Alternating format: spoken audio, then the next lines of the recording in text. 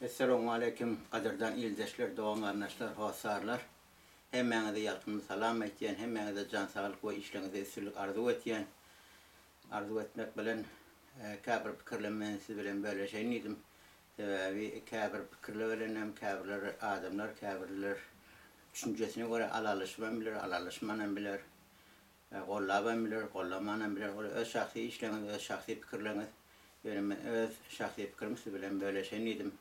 Umman geçen orada bayramlarınız, tutan oradalarınız, okan namazlarınız, edin dualarınız, edin ayet dualarınız bir kalkınızda, edinize doğun araçlarınız, hosarlarınız hemmesini kabul olsun, yetenleri yaktı olsun, benlerden, bizlerden razı olsunlar.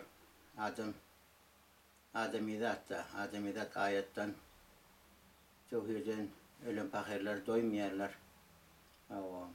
Adamlar şöyle esasat bir diyirte bir silamalı, hormat koymalı, birin kadarını diyirte bilmeli. Ondan sonra ödümü gördüğünüz yani 1. May vallahi işçiler günü, o da bayramçılık diysen kavzat, asbegenlik, türlü yurtlarda işçiler ve hakukunu korap çıkış ettiler, türlü yurtlarda ödümü bilen 16 saat işleyen mesela 8 saat işleyerler. 8 saatin amine dolu yağdaylarda iş yağdayan diysen ağır yağdaylar var. Hatta kapitalizm yurtlarda natan azarlarını adamlar iş sınıfı hor yaşarlar. Hor yaşamak diyelim her yıl kretmen ağaç susuz zatır yok. Ola hakkını hukukundan beri yerler, ayet kulluklarından beri yerler, ama şu nalog deyip yankı duru yağdaylarını yine şunları alıyarlar, şu Evropa'dan pullarını elinden alıyarlar. Onun için ayrıca girmek oluyor. Ben esası niyetim bayramçılık kutlamak. Yankı 1. May işçiler günü olacak, onun şunu yali. Ondan sonra yani bir yardımı var. Mahtumolu beyk atamız. Hiç bizim mahtumoluyum ellerde.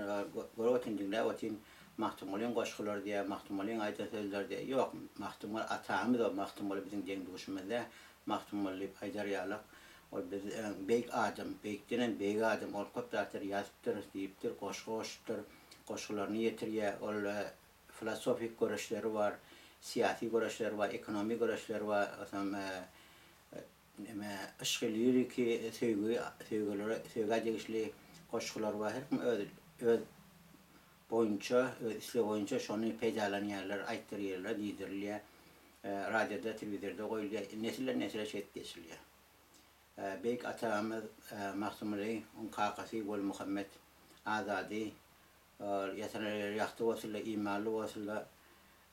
Gelecekte şuurlama Türkmen sehramızda onun bayramçılıklarını belli yapıyorlar. Has kavga beğenen, görüyen videolarda Instagram üstünden, İmam üstünden, YouTube'dan üstünden has beğenen, kuvanyan.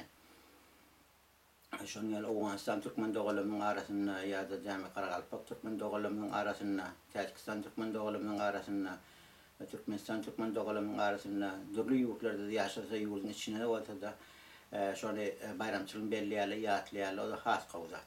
Onun için yatlamak bilen Büyük Mahtumul atamızın koşkularını, aydan sözlerini, görüşlerini yatlamak bilen ne de dinle bir şun nesil geliyor, bir de şun nesil hasabına oluyoruz ve biz Türkmen'in ocağına, dünya gelen Türkmen toprağına, dünya gelen ulumi işleri, filosofik işleri köp duru yurtlara da tanrılar.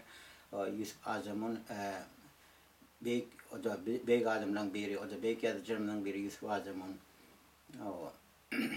onu koşkularını İngiliz diline tercüme ettiğimi ve Avrupa, Amerikan adamlarıyla tanıştırdı beyk Mahsumul atamıdı. Şunu yani beyk işler ediliyor. Şimdi bizim şu an nesil olan daşı yurtta yaşayıp ya yurtun içinde yaşayıp ya tavavcıya kayıtı kuncuktan yaşayıp arkadaşlar belli adamlarımız var, belli alimlerimiz var, yazıcılarımız var, şairlerimiz var, revlesyonlarımız var. Şunlar iyiliğine tanıştık has kavgalar. Yoksa yitik gider bizim öz dilimden biter, değerimizden biter, medeniyetimizden biter.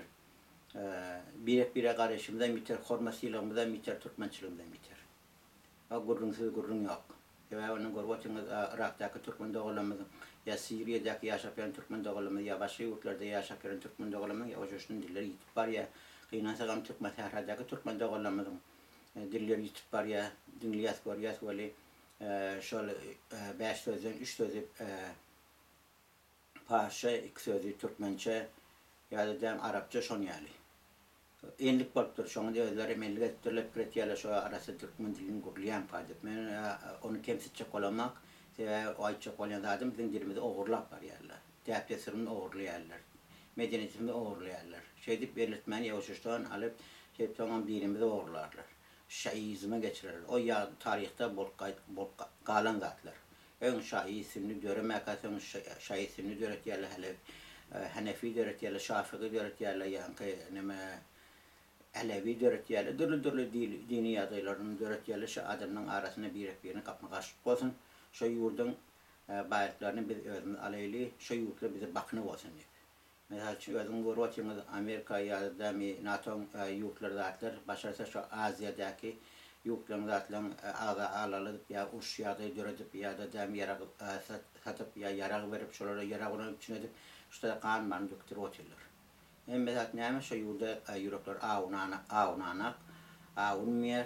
Mesel üçin Ukraina bilen orşy häzir mesanak gynansalam uşgydywaty, kan jökülwaty, boýrançylyk bolwaty, pahir garrylar, gareneler, garratalar hiç il günäsi ýoklar ýok ýa ýurdun şeň ýaly horluk çekýärler. Ýa-da şu ýurda çykyny da şoň ýaly.